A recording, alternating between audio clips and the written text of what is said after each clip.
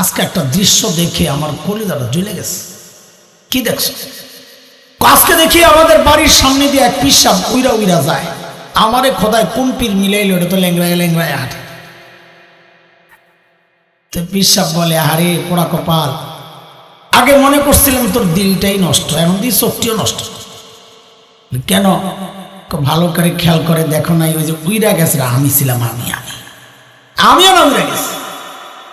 এখন বউ কি বলে, খায় রে, তাই তো বলি ডানা একটা ভাঙ্গা কেন। فإن آمنوا بمثل ما آمنتم به فقد اهتدوا وإن تولوا فإنما هم في شقاق।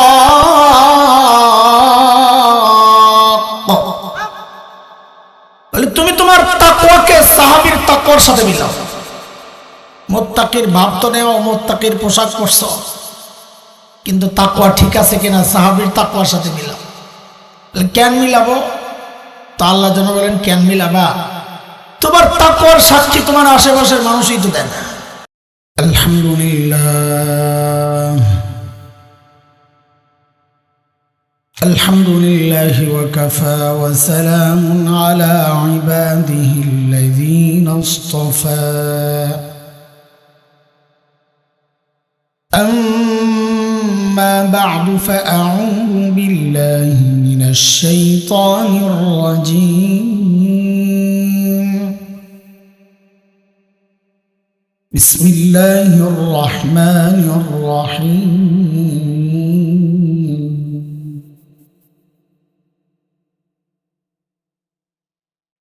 يا أيها الذين آمنوا اتقوا الله ولتنظر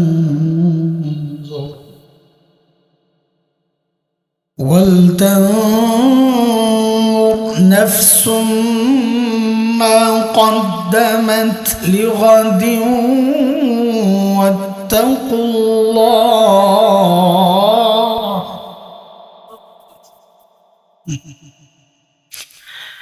إن الله خبير بما تعملون.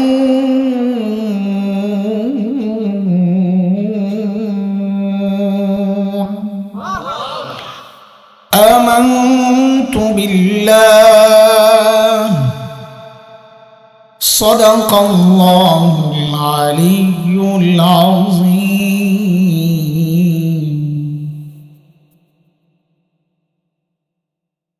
পীর কামেল হযরতুল আল্লাম শেখ হাফিজুল্লাহ রহমতুল্লাহি আলাইহির খানকার উদ্যোগে আয়োজিত আজকের এই ইসলাহি মাহফিলের মুহতারাম সভাপতি, উপস্থিত হযরত উলামায়ে কেরাম, মুরব্বিয়ানে আযম, দূর দূরান্ত থেকে আগত ইসলাম প্রিয় সুধী সমাজ, প্রিয় ছাত্র ভাইয়েরা, যুবক বন্ধুরা, পর্দার আড়ালের মা ও বোন, আল্লাহ সুবহানাহু ওয়া তাআলার অশেষ মেহেরবানি, করুণা, দয়া, যে মহান মালিক লাখো কোটি মানুষ থেকে বাছাই করে দ্বীনি এই মাহফিলে আমাকে আপনাকে আসার বসার, কিছু কথা বলা ও শোনার তৌফিক দান করেছে। সেজন্য মহান রবের শুকরিয়া আদায় করি, জবান খুলে প্রাণ খুলে কালিমাতু শুকর উচ্চারণ করি, আলহামদুলিল্লাহ।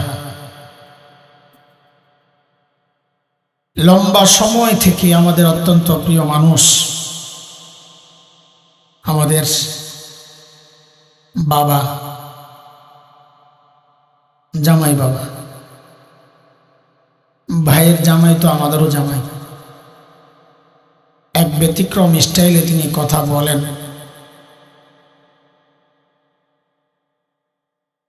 পুঁথির মালা সুতা ছেড়ে দিলে যেমন একটার পর একটা পড়তে থাকে, কিয়ামতের আগে যে আলামত নবী বলেছেন, ওয়া আয়াতিন তাতাবা কানিজামিন বারিন কুতিয়া সিলকুহু ফাতাতাবা, যে কিয়ামতের আলামতগুলো একটার পর একটা এমনভাবে আসতে থাকবে যেন পুরানো মালা সুতা ছিঁড়ে দিয়েছে, তো পুঁথি একটার পর একটা পড়তে থাকে।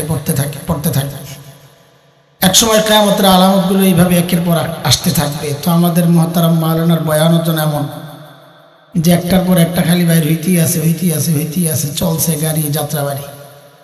মাশাআল্লাহ, আল্লাহ জবানে আরো বারাকা দান করে। আমি তার কথার সূত্র টেনে কিছু কথা বলবো ইনশাআল্লাহ, আমার নিজের হেদায়েতের জন্য। আপনাদের সামনে বলি যেন শরমে পরে নিজে মানতে বাধ্য হই। এটা হাকিমুল উম্মত মুজাদ্দিদে মিল্লাত হযরত মাওলানা আশরাফ আলী থানভী রহমতুল্লাহি আলাইহির তরিকা। হযরত বলেন, আমি যখন নিজের মধ্যে কোনো রোগ অনুভব করি ওই বিষয়ে বেশি বেশি বয়ান করি আমার নিজের চিকিৎসার জন্য। তা আমিও আজকে কিছু কথা বলবো আমার নিজের চিকিৎসার জন্য। চেষ্টা করব এমনভাবে বলার জন্য আমার মতো রোগী কেউ থাকলে যেন তার উপকারে আসে। দোস্ত, আমি যে আয়াতে কারিমা তেলাওয়াত করেছি, নানানভাবে এই আয়াতের উপর আমি অনেক কথা বলেছি অতীতে। এই মাহফিলও বলেছি কিনা আমার মনে পড়ে না, কিন্তু অনেক বলি। নানানভাবে এই আয়াত কেনা যায়, এই জন্যে আনি। সূরা হাশরের 18 নম্বর আয়াত, যে আয়াত আল্লাহ সুবহানাহু ওয়া তাআলা আমাকে আপনাকে বড় মায়া করে একটা ডাক দিয়েছেন, ইয়া আইয়ুহাল্লাযীনা আমানু। এই ডাকটা মালিকের অনেক মায়ার ডাক। কুরআনুল কারীমের মধ্যে ঈমানদারকে আল্লাহ দুইভাবে ডেকেছেন, ইয়া আইয়ুহান নাস, ইয়া আইয়ুহাল ইনসান, ও মানুষ। এই এক ডাক। কোথাও ডেকেছেন ইয়া আইয়ুহাল্লাযীনা আমানু, ও ঈমানদারেরা। এই যে দুইটা ডাক, হযরত মুফতি শফি রহমতুল্লাহি আলাইহি বলেন এই দুই ডাকের মধ্যে অনেক পার্থক্য। কি পার্থক্য? তো হযরত বলেন, আমরা আমাদের সন্তানকে ডাকার ক্ষেত্রেও এই পার্থক্যগুলো করি। আমরা আমাদের সন্তানকে কখনো নাম ধরে ডাকি, কথার কথা বলি, আব্দুল্লাহ। এভাবে ডাকলে সন্তানের হৃদয়ে, দিলের মধ্যে একটা অজানা আশঙ্কা কাজ করে যে বাবা হয়তো রেগে আছেন, ডাকার নমুনা ভালো না। কিন্তু কখনো কখনো বাবা আর সন্তানের যে সম্পর্ক, ওই সম্পর্ক ধরে বাবা যখন ডেকে বলেন আব্বু, তো সন্তান বুঝে আমার বাবা আমাকে মায়া করে ডাক দিয়েছে। ঠিক আল্লাহ তাআলা যখন ডাকেন ও মানুষ, আল্লাহ যেন নাম ধরে ডাকলেন, হয়তো রেগে আছে, কিন্তু আল্লাহর সাথে বান্দার যে সম্পর্ক, ঈমানের সম্পর্ক, ওই সম্পর্ক ধরে যখন আল্লাহ ডেকে বলেন ও ঈমানদারেরা, তখন বুঝে নেওয়া আমার মালিক আমাকে বড় মায়া করে ডাক দিয়েছে। আমি যে আয়াত পড়েছি, এই আয়াতে আল্লাহ মায়া করে ডেকে দুইটা হুকুম করেছেন। মুফাসসিররা এটাও বলেন, আল্লাহ যখন মায়া করে ডাকেন ইয়া আইয়ুহাল্লাযীনা আমানু বলে, তো বুঝে নিও পরের যে হুকুমটা, ওই হুকুম দিয়ে আল্লাহ বলতে চাচ্ছেন যেন বান্দা, আমি যে এই মায়া করে তোমাকে ডাকলাম, এই মায়ার সম্পর্ক যদি ঠিক রাখতে চাও তো পরের হুকুমের উপর চলো। পরের হুকুমগুলো মানলেই এই সম্পর্ক টিকবে, পরের হুকুমগুলো না মানলে সম্পর্ক ছিন্ন হয়ে যাবে। তো আমরা যে আয়াত পড়েছি, আয়াত আল্লাহ দুইটা হুকুম করেছেন। কয়টা বলেন তো? হ্যাঁ, আমার সাথে কথা বলা লাগবে। আমি ওই যে মাওলানার মতো এত শক্তিশালী না যে এক নাগারে চলতেই থাকবে। আমি ফাঁকিবাজ, নিজে কিছু বলবো, আপনাদের থেকে কিছু নেবো, মিলাই জিলাই খাবো ইনশাআল্লাহ। বলবেন না একটু কথা? একটু বল। আমি পারি না, একাধারে দুর্বল মানুষ, সব দিক থেকে গলা তল্লা কোনোটাই নেই। তো আল্লাহ তাআলা এই আয়াতে দুইটা হুকুম করেছেন। আল্লাহ বলেন, ইয়া আইয়ুহাল্লাযীনা আমানুত্তাকুল্লাহ ওয়াল তানজুর নাফসুম মা কদ্দামাত লিগাদিন ওয়াত্তাকুল্লাহ।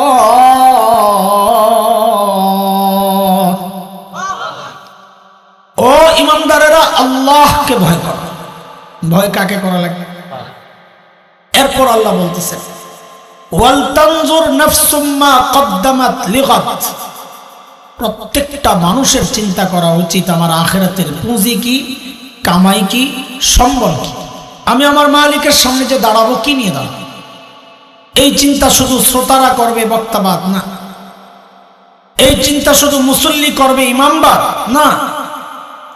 এই চিন্তা শুধু মুরিদরা করবে, পীর সাহেববাদ না। না, আল্লাহ বলেন এই চিন্তাটা প্রত্যেকটা মানুষের করা উচিত, আমি যে আল্লাহর সামনে দাঁড়াবো আমার পুঁজি কি? বলে চিন্তা করি বলেই তো এখানে আসছি, নাকি আখিরাতের চিন্তাই তো আসছি, নাকি অন্য কোনো ধান্দা আছে? হ্যাঁ বলেন, খিচুড়ি নাই ভাই? নাই খাওয়াইছে, খাইও বই রয়েছে মাশাআল্লাহ। তাহলে বোঝা গেল ওয়াজ শুনতে আইসে, খাইতে হয় নাই। খাওয়া হয়ে গেলে তো যাইতো গা ওয়াজ না শোনো, ঠিক না? আল্লাহ কবুল কর না। আমরা ওই জন্য আসি নাই, খাওয়া না দিলেও মানুষগুলো আসতো। আগের দেন নাই, আসছেন না, আসছে আখিরাতের চিন্তাই আসে না। কিন্তু ভাই আমাদের আখিরাতের যে প্রস্তুতি যেমনটা হওয়া দরকার, যেই কোয়ালিটির হওয়া দরকার, যেই পরিমাণের হওয়া দরকার, ঠিক তেমন হচ্ছে কিনা? না ঘাটতি আছে, ত্রুটি আছে, বিচ্যুতি আছে, কমতি আছে, বুঝবো কেমনে? সব ঠিকঠাক মতো চলছে না সমস্যা, বুঝবো কেমনে? তো আল্লাহ সুবহানাহু ওয়া তাআলা আমাদের জন্য একটা স্পেশাল আয়না রাখছেন, আয়না, নমুনা। তারা হচ্ছেন আল্লাহর নবীর সাহাবীরা, মাওলানা এতক্ষণ যা বলেছে, তারা হচ্ছেন আমাদের জন্য নমুনা, আদর্শ। আল্লাহ কুরআনুল কারীমের নানান জায়গায় এইভাবে বলেছেন যে তুমি তোমার ঈমানকে সাহাবীর ঈমানের সাথে মিলাও। যদি মিলে তো বুঝবা ঈমান ঠিক আছে, না মিললে বুঝবা ভেজাল আছে, ঠিক করে না। কার কথা এটা? কথা বলে না। আল্লাহ বলতেছে فَإِنْ آمَنُوا بِمِثْلِ مَا آمَنْتُمْ بِهِ فَقَدِ اهْتَدَوْا وَإِنْ تَوَلَّوْا فَإِنَّمَا هُمْ فِي شِقَاقٍ।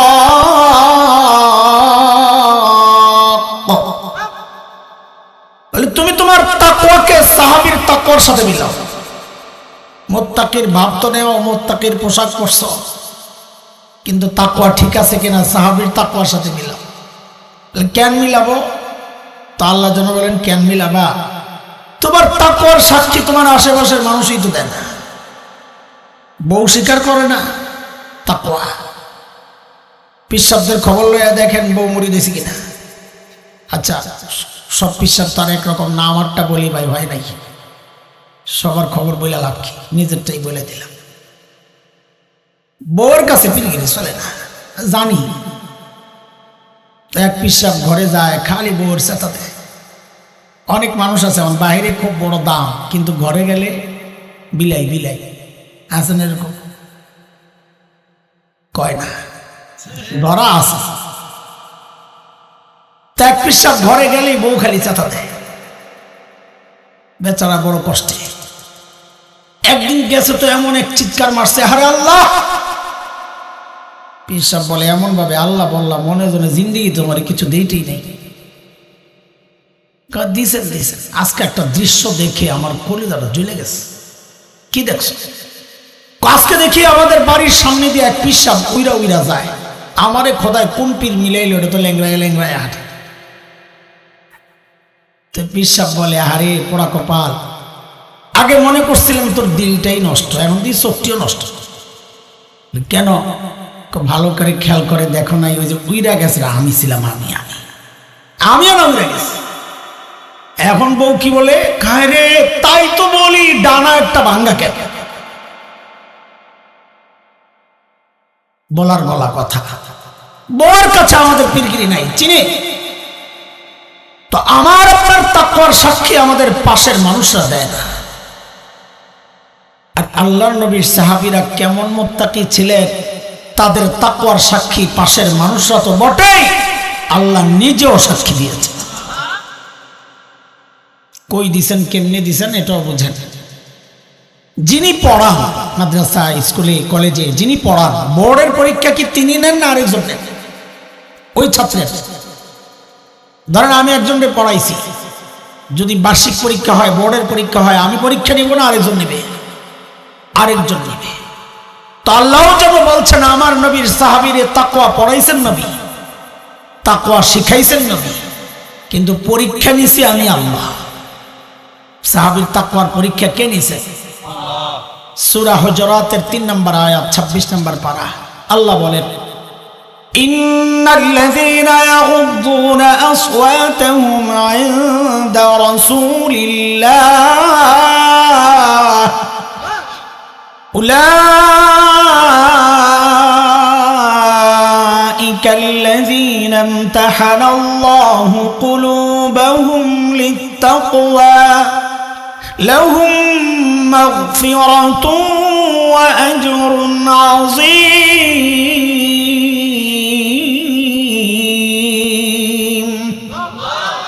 আল্লাহ বলেন তাকওয়ার পরীক্ষা দিস। ফলাফল কি? তা আল্লাহ বলেন ফলাফল আল্লাহর কথা শোনার আগে আগে সিস্টেম বুঝালেন আপনারা, তাহলে ফলাফল বুঝবেন।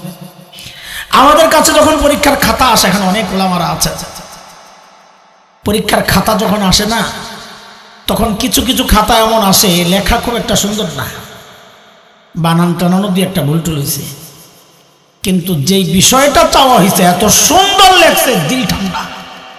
নাম্বার আর কাটতে মনে চায় না, বরং হাতে এক্সট্রা যত নাম্বার আছে সব দিয়ে দিয়ে যা, দিল জিতে গেছে। আবার কিছু কিছু খাতা এমন আসে লেখা যেন কম্পিউটারের টাইপ, এত সুন্দর, কিন্তু বিষয় যা চাওয়া হয়েছে তার ধারে কাছেও নেই। শেষে আবার লেখছে হুজুর একটু নাম্বার বাড়াইয়া দিয়ে দোয়া করেন।